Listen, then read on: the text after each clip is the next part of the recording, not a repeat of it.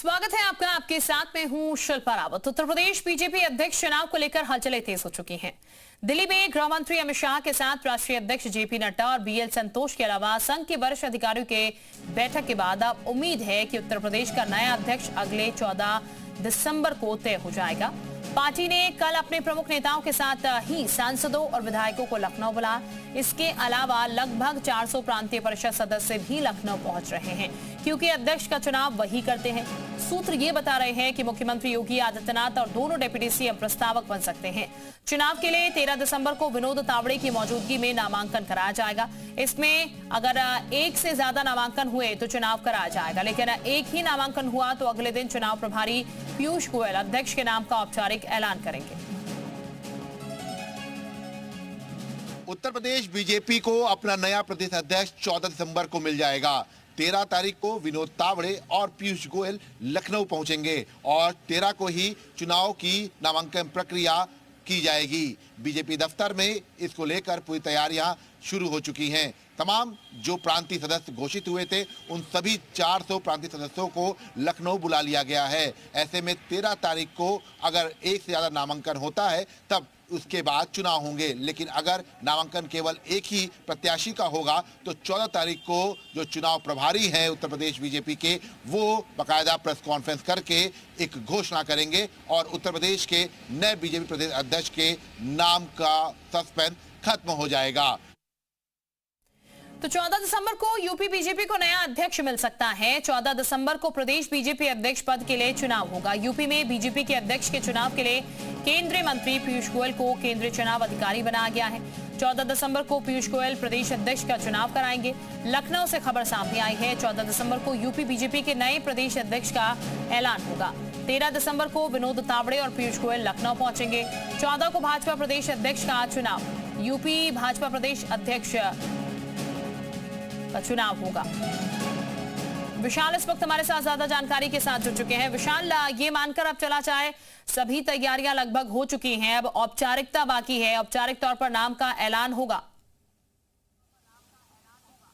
देखिए, बिल्कुल पूरी तैयारियां हो चुकी हैं और कल विनोद तावड़े और पीयूष गोयल सुबह 7:30 बजे के आसपास लखनऊ पहुंचेंगे फ्लाइट से और उसके बाद 1 बजे से 2 बजे तक की ये पूरी प्रक्रिया जो नामांकन की वो शुरू होगी। सभी जो प्रांतीय सदस्य हैं 400 के आसपास, उन सबको लखनऊ बुला लिया गया है। आज शाम तक सभी लखनऊ पहुंच जाएंगे। चूंकि अगर हम बात करें तो बीजेपी प्रदेश अध्यक्ष के लिए जो संविधान है बीजेपी का, उसके तहत जो प्रांतीय सदस्य होते हैं वो वोटिंग करते हैं। हालांकि ये औपचारिकता ही होती है, क्योंकि अगर नामांकन के लिए एक ही केवल कैंडिडेट आता है तो उसमें चुनाव नहीं होते हैं और उसको जो है सर्वमान मानते हुए घोषणा कर दी जाती है। लेकिन अगर एक से ज्यादा 2 उम्मीदवार आते हैं तब जो है वो पूरी वोटिंग होती है, तब प्रांतीय सदस्यों का की रूपरेखा जो है तय होती है। इसके साथ साथ आपको बता दें कि इस प्रदेश अध्यक्ष के जो चुनाव है उसकी जो प्रक्रिया होती है उसको मैं आपको एक बार विस्तार से बता देता हूं कि कल 1 से 2 बजे के बीच में जो नामांकन पत्र है उसको जो है दाखिल किया जाएगा और प्रस्तावक के तौर पर सीएम योगी आदित्यनाथ या डिप्टी सीएम ब्रिजेश पाठक या डिप्टी सीएम केशव प्रसाद मौर्य प्रस्तावक के तौर पर जो नामांकन दाखिल करेगा अपना प्रदेश अध्यक्ष के लिए, उसके प्रस्तावक के तौर पर इनमें से कोई एक व्यक्ति बीजेपी कार्यालय पर मौजूद रहेगा। उनकी मौजूदगी में यह प्रस्तावक के तौर पर जो नामांकन है वो दाखिल किया जाएगा। और अगर एक से ज्यादा नामांकन नहीं आते, जैसा कि बिल्कुल संभावना है कि कोई विरोधाभास नहीं होगा, तो उसके बाद ये जो ऐलान है ये परसों किया जाएगा। बाकायदा प्रेस कॉन्फ्रेंस की जाएगी पीयूष गोयल और विनोद तावड़े की तरफ से, क्योंकि जिम्मेदारी इनको दी गई थी। और इसके साथ साथ देखिए, मंडल जो थे जो मंडल अध्यक्ष होते हैं उनकी घोषणा पहले की जा चुकी है और 50% से ज्यादा जो जिला अध्यक्ष जो होते हैं उनकी मौजूदगी में ये प्रदेश अध्यक्ष चुनाव होता है। तो ये जो कोरम है ये पहले ही पूरा किया जा चुका था। तो ऐसे में अब ये कह सकते हैं कि कल की जो प्रक्रिया होगी उसके बाद परसों जो काफी लंबे समय से इंतजार चल रहा है प्रदेश अध्यक्ष के नाम को लेकर वो खत्म हो जाएगा और कल ही खत्म हो जाएगा, क्योंकि कल जो एक व्यक्ति नामांकन करेगा वो स्पष्ट हो जाएगा कि प्रदेश अध्यक्ष वही बन रहा है। कई नाम है, अगर हम फैक्टर्स देखें, अगर जैसे दिल्ली में समीकरण जो हम बात कर रहे थे कि दिल्ली में अगर दलित चेहरा लाते हैं राष्ट्रीय अध्यक्ष के लिए तो यहाँ पर ओबीसी फैक्टर काम करेगा। लेकिन अगर दिल्ली में ओबीसी फैक्टर या ब्राह्मण लाते हैं तो यूपी में दलित चेहरे के तौर पर आगे कर सकते हैं। दलित चेहरे के तौर पर विद्यासागर सोनकर का नाम है। इसके साथ साथ जुगल किशोर का भी नाम हो सकता है, लेकिन जुगल किशोर के सामने सबसे बड़ा चैलेंज ये है कि वो बसपा से आए और पार्टी में ये हमेशा का रहा है कि बीजेपी कभी भी उसको अपना प्रदेश अध्यक्ष या राष्ट्रीय अध्यक्ष नहीं बनाती है जो दूसरे दल से आया होता है। ऐसे में उसको जो है पार्टी में करीब 25 से 30 साल का अनुभव, इस तरह का भी चीजें देखी जाती हैं कि वो पार्टी से जुड़ाव का। तो ये ये फैक्टर फंस रहा है जुगल किशोर के लिए। लेकिन प्रियंका रावत बाराबंकी से सांसद रही हैं, पार्टी में बड़ी भूमिका है, वो भी दलित चेहरे के तौर पर आगे हो सकती है। और इन सब के बीच में जो सबसे चौंकाने वाला नाम आ सकता है वो है असीम अरुण का। असीम अरुण कन्नौज से विधायक है और यूपी सरकार में मंत्री हैं, तो उनकी भी संभावना, क्योंकि नए हैं, युवा हैं, और बीजेपी का जो नया कोरम है उसमें आप देखेंगे युवाओं पर बहुत ज्यादा फोकस कर रहा है। अब हम ओबीसी की अगर बात करते हैं तो ओबीसी में बहुत चार चेहरे हैं। इस ओबीसी की अगर हम बात करते हैं, सबसे आगे नाम चल रहा है इस वक्त जो धर्मपाल सिंह यूपी सरकार में मंत्री हैं उनका, स्वतंत्र देव सिंह का जो है, जो यूपी प्रदेश अध्यक्ष रह चुके हैं, उनका भी नाम चल रहा है। केशव प्रसाद मौर्य का भी नाम अप्रत्याशित रूप से बहुत आगे तेजी चल रहा है। पंकज चौधरी जो महाराजगंज से सांसद भी हैं और केंद्र में मंत्री भी हैं,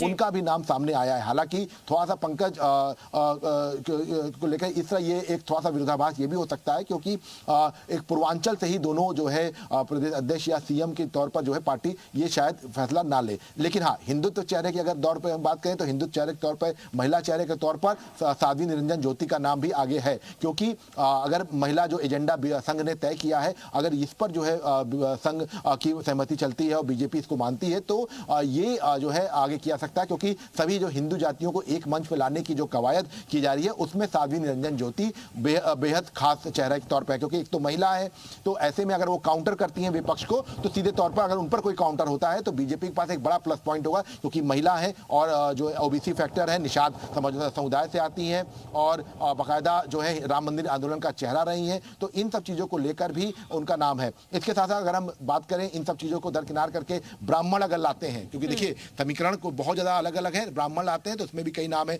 Dinesh Sharma UP deputy CM रह चुके हैं, राज्यसभा सांसद हैं, उनका भी नाम आगे है।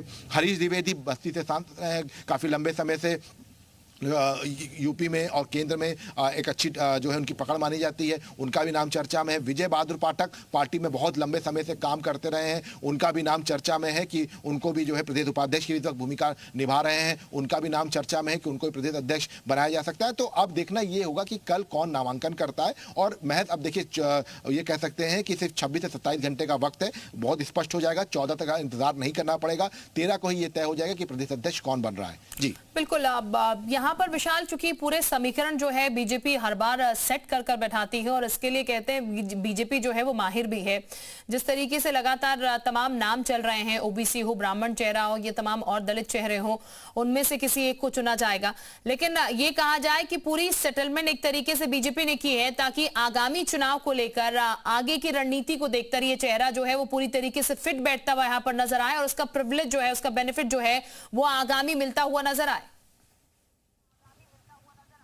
देखिए बिल्कुल ये सबसे बड़ी बात है कि आगामी चुनाव 2027 का जो चुनाव है उसमें ये चेहरा बिल्कुल फिट हो, क्योंकि देखिए आप संगठन के पास बहुत बड़ी जिम्मेदारियां हैं। संगठन की अगर बात करें तो आगामी दिनों में अब अगले साल से पंचायत चुनाव हैं, एमएलसी के चुनाव हैं और स्नातक चुनाव में जो है बीजेपी प्रदर्शन करना है, और इसके साथ साथ इस पंचायत चुनाव जो सबसे बड़ी गाँव की जो के चुनाव होते हैं और उन पर जो है फोकस करना है। तो इन सब चीज़ों को लेकर भी ये कह सकते हैं कि बीजेपी एक ऐसे चेहरे पर दांव लगाएगी जो आगामी दिनों के 2 साल के पूरा एक रोड मैप जो तैयार कर सके, और सरकार और संगठन के बीच में जो समन्वय है उसके तौर पर भी उस चेहरे को देखा जाए। तो इन सब चीजों को लेकर भी अब देख सकते हैं कि क्या कुछ फैसला लिया जाता है। लेकिन ये आपको बता दें कि फिलहाल सस्पेंस अब बहुत ज्यादा देर का नहीं रह गया है। 26 से 27 घंटे में एक जो बहुत लंबे समय से इंतजार किया जा रहा था, बिल्कुल, यानी कि विशाल पिक्चर जो है वो जल्द ही क्लियर होने वाली है कि किसका चेहरा यहाँ पर होगा।